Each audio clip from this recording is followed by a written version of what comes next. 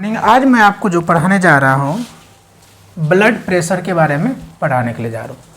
आज अपने अच्छे से समझेंगे कि ब्लड प्रेशर क्या होता है और एक नॉर्मल ब्लड प्रेशर की रेंज क्या होती है और ब्लड प्रेशर हमारे हार्ट से क्या रिलेशन रखता है। आज पूरा डिटेल में पढ़ेंगे। तो बच्चों, सबसे पहले ब्लड प्रेशर की बात करें तो ब्लड प्रेशर से पहले समझना होगा ब्लड वेसल। ब्लड वेसल को दो भागों में बांट दिया गया है।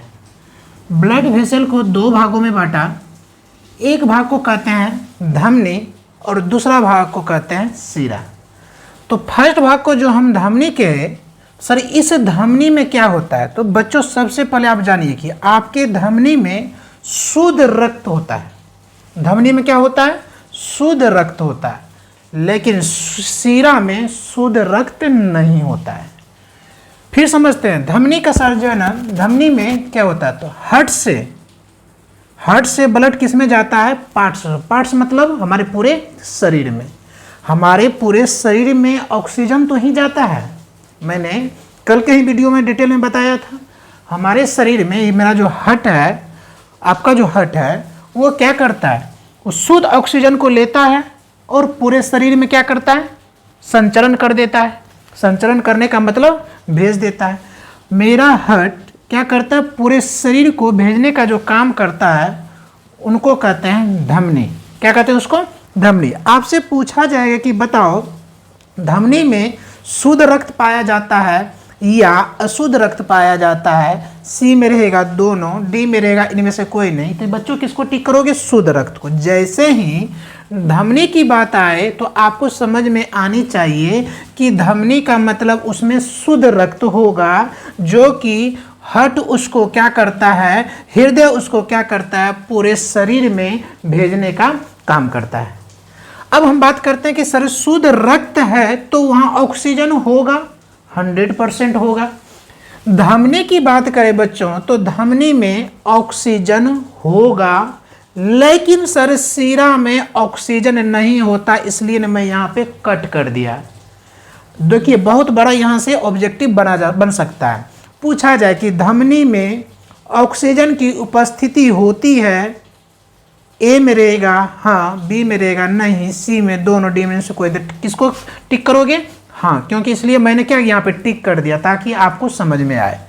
बच्चों यहाँ सवाल ये उठता है कि सर धमनी में शुद्ध रक्त होता है तो यहाँ पे ऑक्सीजन भी होता है, 100% होता है। जब हम शिरा की बात करें तो शिरा क्या करता है? पार्ट से हार्ट को, देखिए ब्लड को जो है ना, ये क्या करता है? दोनों में अंतर समझिए। ये हार्ट से हमारा हृदय शुद्ध रक्त को कहाँ भेजने का काम करता है जी? पार्ट्स मतलब हमारे पूरे शरीर के अंग में। लेकिन शिरा उसका उल्टा करता है। यहाँ हार्ट नहीं है, यहाँ हृदय मैंने नहीं लिखा है, मैंने यहाँ लिखा पार्ट्स से किस में भेजता है? हार्ट में, मतलब अशुद्ध रक्त को। तो धमनी क्या करता है? शुद्ध रक्त को हृदय में जाता है और हृदय किसको भेज देता है? पूरे शरीर को। लेकिन शिरा क्या करता है? शिरा उसका अपोजिट करता है, शिरा उसका उल्टा करता है। क्या उल्टा करता है सर जी? हृदय से जो अशुद्ध रक्त है उसको, शरीर के पूरे अंग में जो अशुद्ध रक्त है उसको कहाँ भेजने का काम करता है? हृदय में। लेकिन सर ये क्या कर रहा था? शुद्ध रक्त क्या करता है?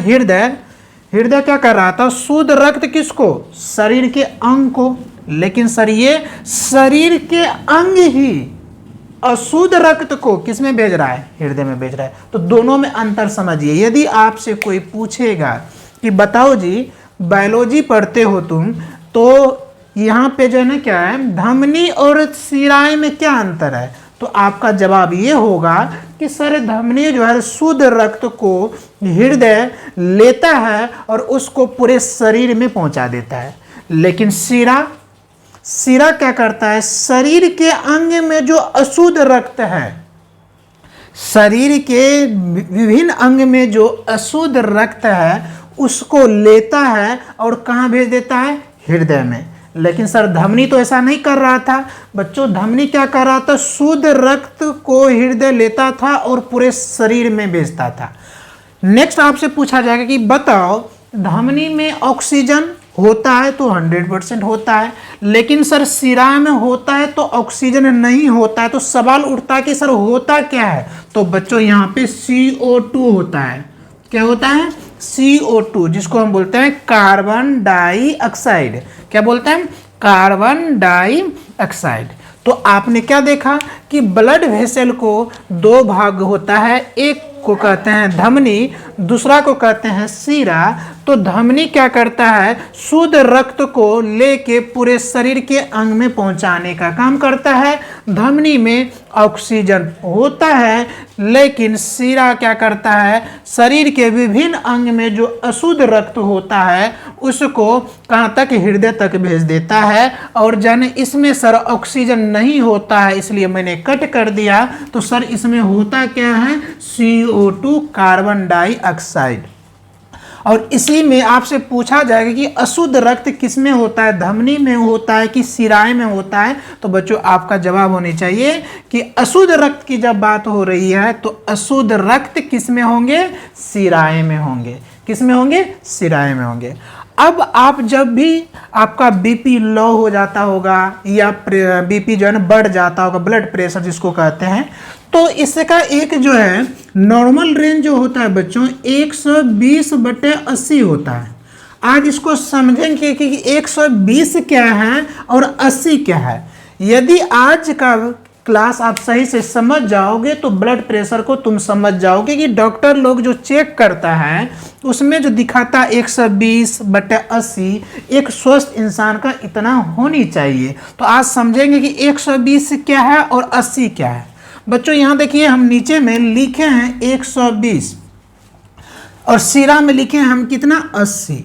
देखिए जब धमनी हृदय को शुद्ध रक्त देता है तो हमारे पूरे शरीर में जो जाता है तो किस स्पीड से जाता है? तो 120 के स्पीड से जाता है। ये समझिए, इसका मतलब है कि ये जो बीपी चेक करवाते हैं उसमें जो 120/80 होता है, यह 120 का मतलब ये होता है कि हमारे शरीर को, हमारे शरीर के विभिन्न अंगों को ब्लड जो भेजने के स्पीड होता है वही 120 होता है।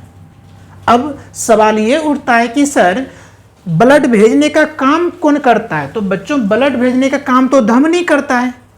तो इसका मतलब है धमनी क्या करता है? हृदय जो शुद्ध रक्त को लेता है और हमारे पूरे शरीर के अंग में जो तो बच्चों ये जो 120, ये 120 क्या है? अभी मैंने तुरंत बताया कि धमनी क्या करता है? धमनी मतलब धमनी में जो है हृदय जो शुद्ध रक्त को लेके शरीर के विभिन्न अंगों में जो पहुंचाने का काम करता है उसी के स्पीड को, कितने स्पीड से, मतलब हृदय ने क्या किया? शुद्ध रक्त को लिया और शरीर के विभिन्न अंगों में जो भेजने की स्पीड होती है उसी को लिखा जाता है 120।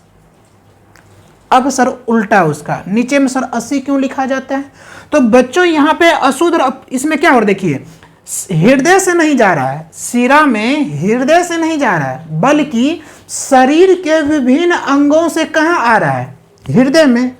तो शरीर के विभिन्न अंगों से आने की जो स्पीड होती है अशुद्ध रक्त का वही होता है 80।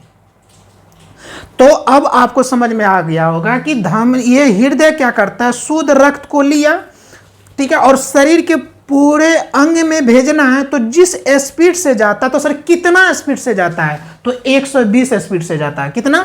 120 स्पीड से जाता है। चलिए सर ये काम कंप्लीट हो गया। हृदय ने क्या किया? शरीर के विभिन्न अंगों में ब्लड भेज दिया। किस स्पीड से भेजा जी? तो 120 के स्पीड से।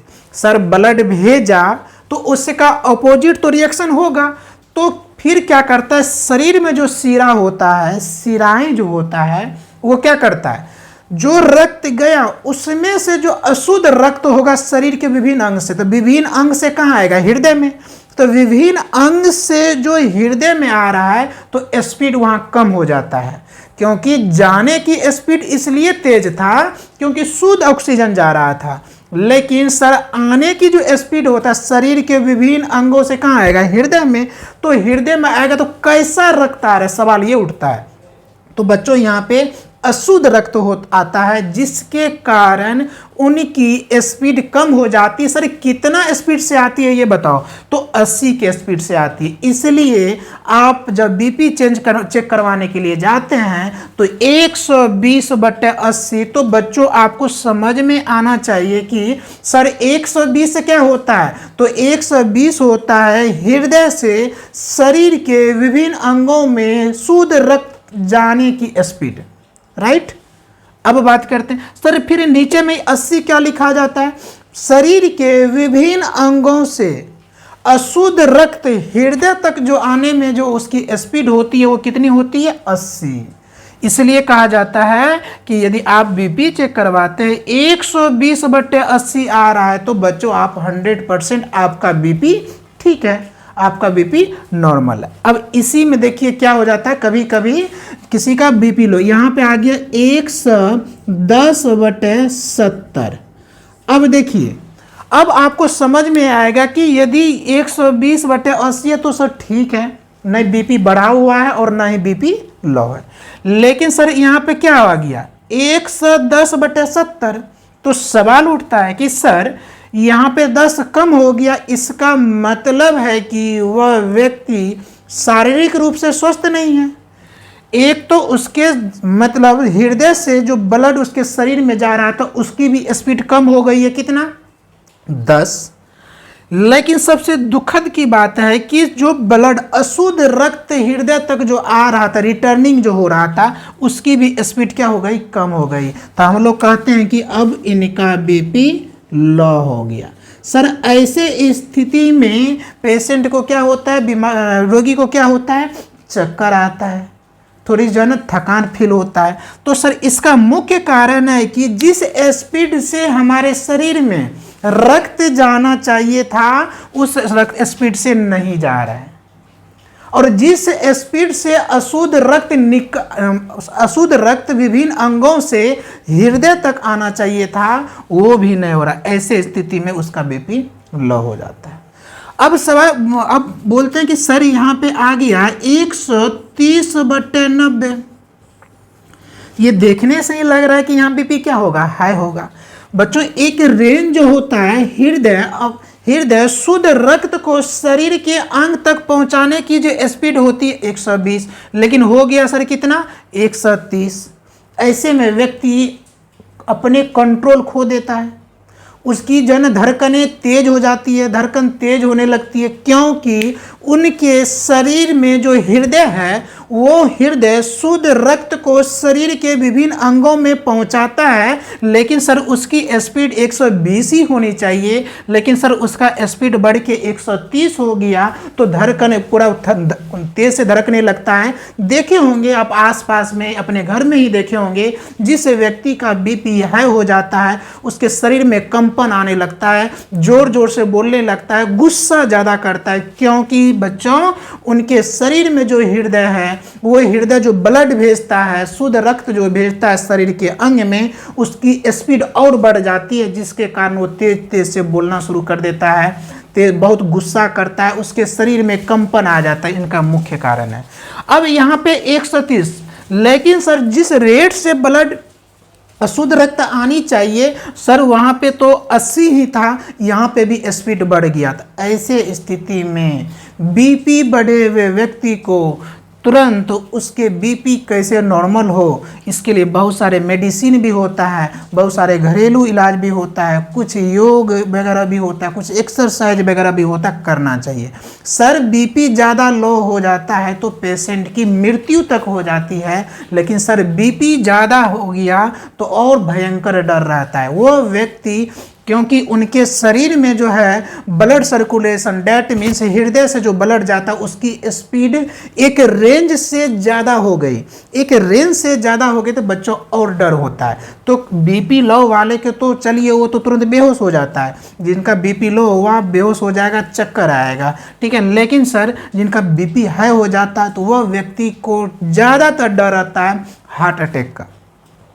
हार्ट, क्योंकि जो यहाँ पर हार्ट क्या होता है, हार्ट की जो स्पीड बढ़ गई है, उनकी जो ब्लड भेजने की जो रेंज थी उससे ज़्यादा हो गई है। ऐसे व्यक्ति में क्या होता है, हार्ट अटैक करके जब उस व्यक्ति की मृत्यु हो सकती है। इसलिए बीपी लो हो तो उसको तुरंत कंट्रोल करने की कोशिश करनी चाहिए, तुरंत जो नमक पानी पीना चाहिए।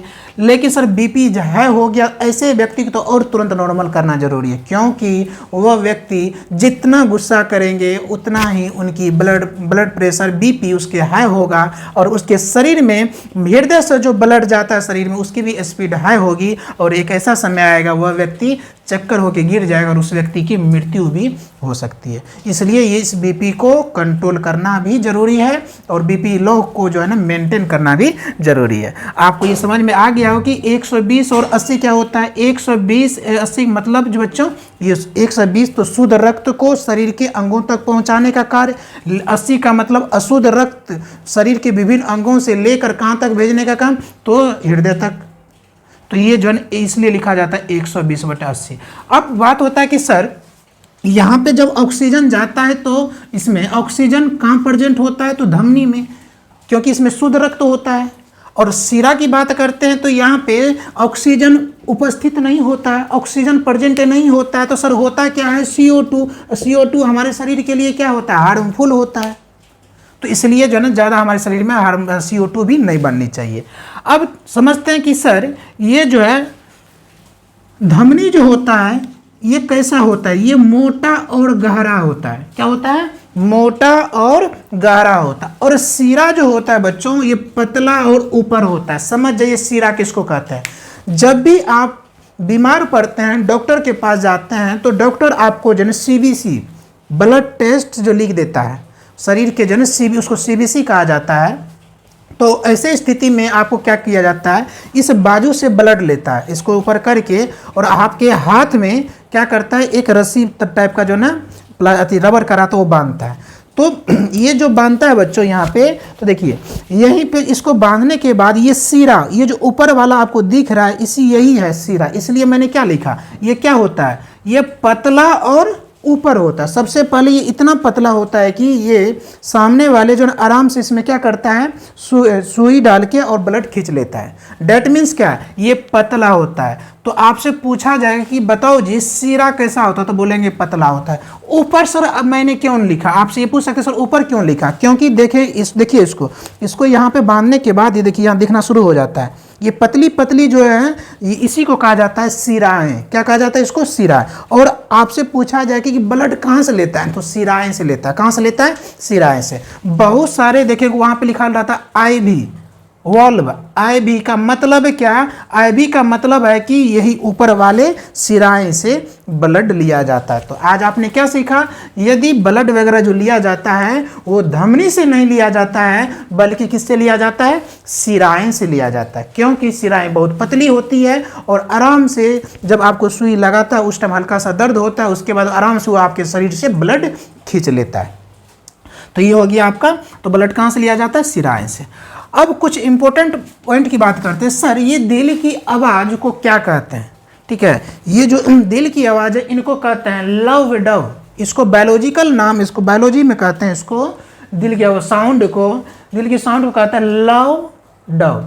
देखिए दिल जो है, ये जो आप लोग समझते हैं कि इस तरह का दिल बना लेते हैं, ये दिल है बच्चों, ये नहीं है, ये अलग चीज़ है, ठीक है। ये दिल हमेशा आदमी को क्या कहता है, जूता चप्पल खिलाता है, ठीक है। और ये जो है ना हमेशा ये दिल बाकी बातें करता है, ये इस पे ध्यान नहीं देना है। एक हकीकत आप जन देखे होंगे बायोलॉजी के 10 लगभग 8 क्लास से चालू हो जाता है ये चैप्टर, तो उसका दिल का स्ट्रक्चर किस तरह बना हुआ होता है और वो पंपिंग करता है, ठीक है। तो बच्चों यहाँ पे बात करते हैं कि सर ये दिल की साउंड को हम कहते हैं लव डव। क्या कहते हैं, लव डव। बायोलॉजी में इसको कहेंगे लव डव। अब बात करते हैं सर ये कितने बार धड़कता है, तो बच्चों ये 72 बार धड़कता है। कितने बार धड़कता है, 72 बार धड़कता है। सर एक बार में दिल में कितने ब्लड जा सकता है, तो 50 ml। 50 ml का मतलब आप लोग जो चाय वगैरह पीते हैं वो छोटा जो कप होता है, एक कप के लगभग होगा 50 ml।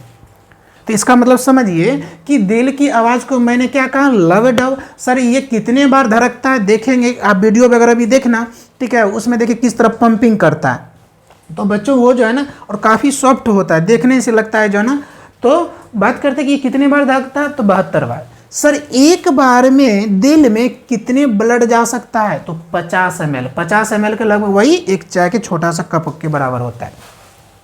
अब बात करते हैं कि सर ये हृदय जो होता है, इस हृदय का लेयर कितना होता है? बच्चों इस हृदय का 3 लेयर होता है। कितने लेयर होता है?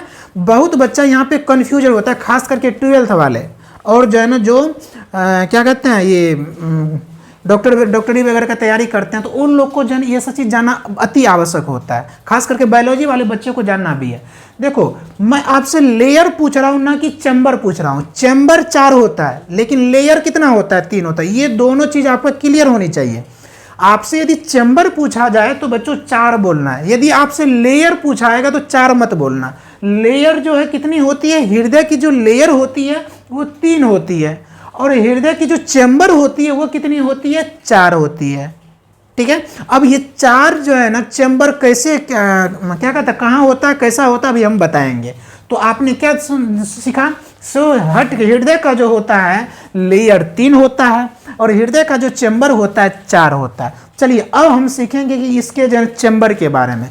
तो बच्चों यहाँ पे स्पेस कम था, मैं साइड में बनाया हूँ। देखो यहाँ पे हृदय के 2 भाग, ठीक है। हृदय के कितने भाग? 2 भाग।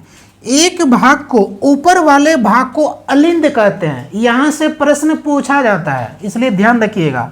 सब्जेक्टिव भी आ सकता है, ऑब्जेक्टिव तो बनेगा ही। ऊपर वाले भाग को देखिए, ये जो ऊपर वाले भाग है, यहां फोकस करो कैमरा को। ये ऊपर वाले जो भाग है बच्चों, ये ऊपर वाले भाग को अलिंद कहते हैं। क्या कहते हैं इसको? ऊपर वाले भाग को, थोड़ा सा आगे जूम करो इसको। ऊपर वाले भाग को क्या कहते हैं? अलिंद कहते हैं। अलिंद कहते हैं ऊपर वाले कैमरा, ऊपर वाले भाग को क्या कहते हैं? अलिंद कहते हैं। आपने क्या देखा? हृदय के 2 भाग, 2 पार्ट।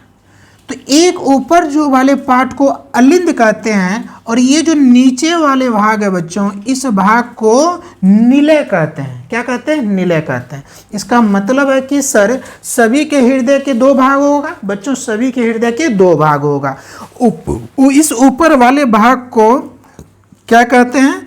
अलिंद, और नीचे वाले भाग को क्या कहते हैं? निलय। तो आपने क्या सीखा? हृदय के 2 भाग, ऊपर वाले भाग को अलिंद, नीचे वाले भाग को निलय। अब ये अलिंद के भी 2 भाग और निलय के भी 2 भाग। तो फर्स्ट भाग को राइट साइड, राइट ले लीजिए, राइट अलिंद बोल सकते हो इसको, और फिर लेफ्ट अलिंद, राइट निलय और लेफ्ट निलय। देखिए ये से ऊपर वाले भाग को तो आपने अलिंद कहा, तो नीचे वाले को तो अभी देखना नहीं है आपको, ऊपर वाले को देखना है। तो पूछेगा कि ये कौन सा अलिंद है? बोलेंगे राइट अलिंद। क्या बोलेंगे? राइट अलिंद। लेफ्ट अलिंद। फिर बोले नीचे वाले भाग को आपने क्या बोला? निलय। नीचे वाले भाग को आपने क्या बोला? निलय बोला आपने। तो अब देखिए ये जो नीचे वाले भाग का भी 2 भाग, निलय का भी कितने? 2 पार्ट। तो इसके राइट निलय बोलेंगे, राइट निलय, लेफ्ट निलय। अब सवाल उठता कि सर ये जो हृदय के 2 पार्ट, अलिंद और निलय, अलिंद को भी 2 भाग और निलय का भी 2 भाग, सर इसका मुख्य फंक्शन क्या होता है? इनका कार्य क्या होता है? समझो बच्चों, ये क्या करता है? ब्लड को रिसीव करने का काम करता है। अलिंद क्या करता है? आपके शरीर के ब्लड को रिसीव करता है। और निलय क्या करता है? तो पंप करता है। आपने आज ही जाके आप वीडियो जन्म देखना इसका, तो इस तरह पंप करता है। वो जो पंपिंग वाला भाग है, वो जो पंपिंग वाला भाग है वही है निलय। क्या है? निलय। सर इसका हृदय के जो 2 भाग है, ये पूरा भाग क्या ब्लड को रिसीव नहीं करता है और पूरा भाग पंपिंग नहीं करता है, अलिंद करता है, ब्लड को रिसीव करता है। और ये जो निलय है ये क्या करता है? पंपिंग करता है। तो 2 काम हो गया।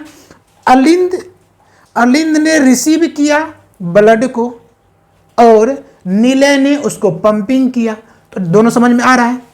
लेकिन यहाँ तो सवाल उठता है कि सर अलिंद को भी तो आपने 2 भाग में बताया और निलय को भी 2 भाग में बताया। तो समझो, तो ये जो ब्लड लिया बच्चों, ये जो ब्लड लिया, ये ब्लड अलिंद राइट साइड, देखियो अलिंद राइट साइड से ब्लड आ जाएगा कहां पे पता है, नीले के राइट साइड में। इस बात को डीपली समझना होगा तभी जाके आपसे ऑब्जेक्टिव बनेगा। समझिए, ब्लड को रिसीव करने का काम कौन करता है, तो अलिंद करता है, राइट सर। तो अलिंद किया, तो अलिंद के किस साइड में, तो अलिंद के जो राइट साइड है, अलिंद के जो ये भाग है, अलिंद के जो ये भाग है बच्चों, इसमें ब्लड आया और यहां से अलिंद के राइट साइड में ब्लड आया, वो भेज दिया कहां पे, तो नीले के राइट साइड में। मतलब अलिंद के राइट साइड ब्लड को लिया, वहां से लेकर भेज दिया किसको, नीले के राइट साइड को, और नीले के राइट साइड से ब्लड को भेज देता है कहां पे, फेफड़ा में। कहां पे भेज देता है, फेफड़ा में। इस बात को समझिए। तो अलिंद का काम था ब्लड को रिसीव करना, तो अलिंद के राइट साइड वाले भाग ब्लड को लिया, नीले के राइट साइड वाले भाग में भेज दिया, और नीले के राइट साइड वाले भाग ने फेफड़ा को भेज दिया। समझ में आ गया। चलिए, अलिंद का राइट और नीले का राइट का काम था ब्लड को लेकर फेफड़ा तक भेज देना। ओके, अब हम बात करते हैं सर अलिंद के जो लेफ्ट है वो क्या करता है, इसमें उल्टा होता है। फेफड़ा से आया किस में, लेफ्ट में। फेफड़ा से आया लेफ्ट में, किन के लेफ्ट में सर, तो अलिंद के लेफ्ट में। किसके लेफ्ट में, तो अलिंद के लेफ्ट में। सर अलिंद के लेफ्ट ने फेफड़ा से जो आया उसको रिसीव किया, और वो रिसीव करके नीले के लेफ्ट साइड में भेज दिया। किसके साइड में भेज दिया, नीले के लेफ्ट साइड में। और नीले के लेफ्ट साइड ने क्या कर दिया, पूरे शरीर को भेज दिया। फिर समझिए, अलिंद के राइट ने ब्लड को लिया था, नीले के राइट साइड में भेज दिया, नीले के राइट साइड ने फेफड़ा को भेज दिया। एक भाग काम कंप्लीट। दूसरा भाग, फेफड़ा से अलिंद के लेफ्ट साइड में आया, फेफड़ा से अलिंद के लेफ्ट साइड में आया, अलिंद के लेफ्ट साइड ने नीले के लेफ्ट साइड में भेजा, और जैसे ही नीले के लेफ्ट साइड में आया वो तुरंत पूरे शरीर को भेज दिया। तो बच्चों यहाँ पे अलिंद तो हमेशा लेने का ही काम कर रहा है, रिसीव करने का ही काम कर रहा है, और नीले हमेशा भेजने का काम कर रहा है। एक बार किसको दिया, फेफड़ा को, दूसरे बार किसको किया, ये पूरे शरीर को दिया। तो अलिंद के राइट साइड ने ब्लड को रिसीव किया, और रिसीव करके नीले के राइट साइड को दे दिया, और नीले के राइट साइड ने फेफड़ा में भेज दिया।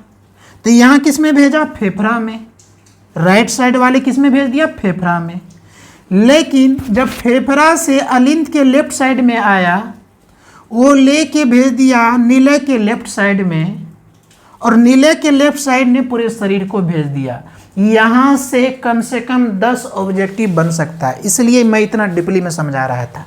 अब सवाल उठता है कि सर अलिंद के राइट साइड लिया और नीले के लेफ्ट साइड में जा सकता है, कभी नहीं जा सकता है। इसलिए मैंने बोला कितने चैम्बर होता है, 4।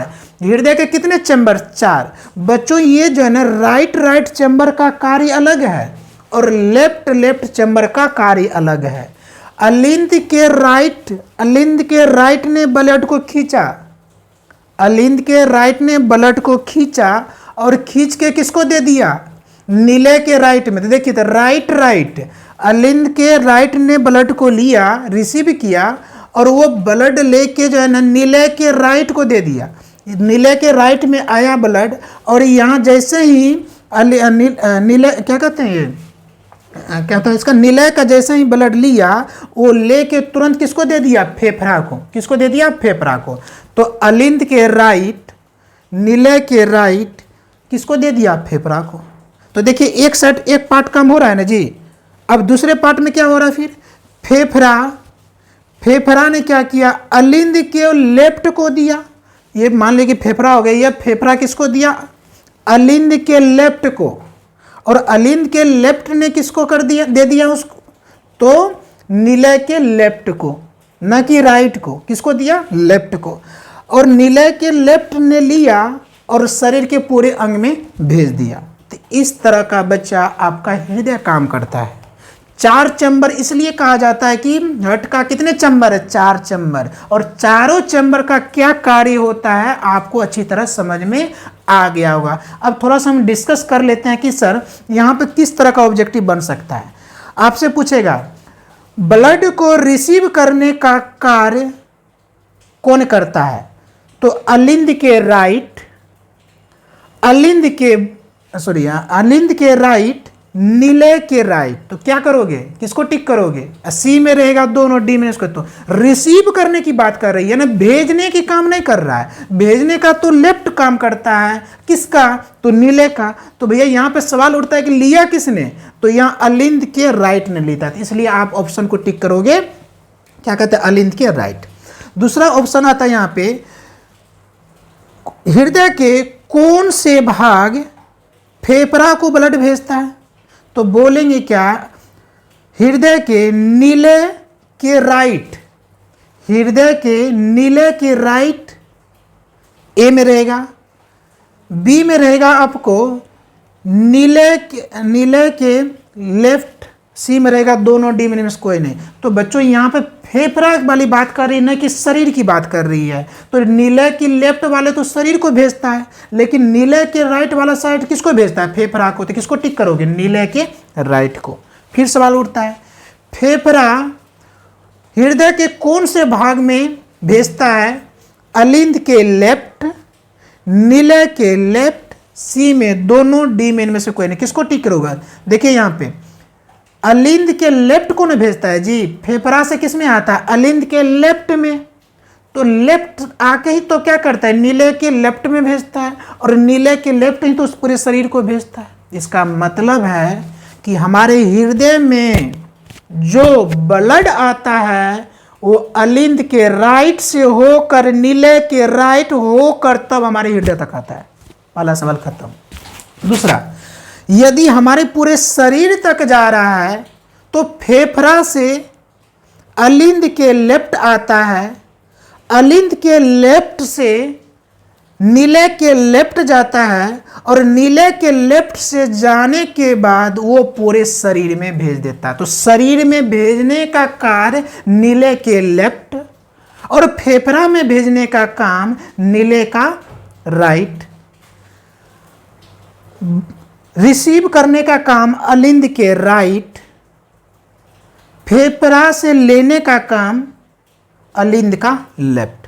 तो बच्चों ये था आज का टॉपिक ब्लड प्रेशर्स। आज मुझे उम्मीद है कि आपको अच्छी तरह समझ में आ गया होगा। मैंने भरपूर अपने लेवल पर कोशिश की आपको समझाने का, और आप इसका जो है ना, इसका ऑब्जेक्टिव थोड़ा ज़्यादा बना के बनाना। इससे क्या होगा? आपको सीखने को मिलेगा। ज़रूरी नहीं कि ये 8 क्लास से चालू हो जाता। आप जब तक पढ़ाई करोगे, यदि बायो से आप मतलब रखोगे तो बच्चों ये आपको हेल्प करेगा। और ख़ास करके आपको ये समझ में भी आनी चाहिए कि आपका हृदय किस तरह कार्य करता है, आपका हृदय का फंक्शन क्या है, वो कैसे काम करता है। तो बच्चों ये वीडियो आपको यदि अच्छी लग रहा है कि आपके लिए कुछ ज्ञानवर्धक है, तो लाइक और सब्सक्राइब और साथ ही साथ शेयर जरूर करें। Thank you.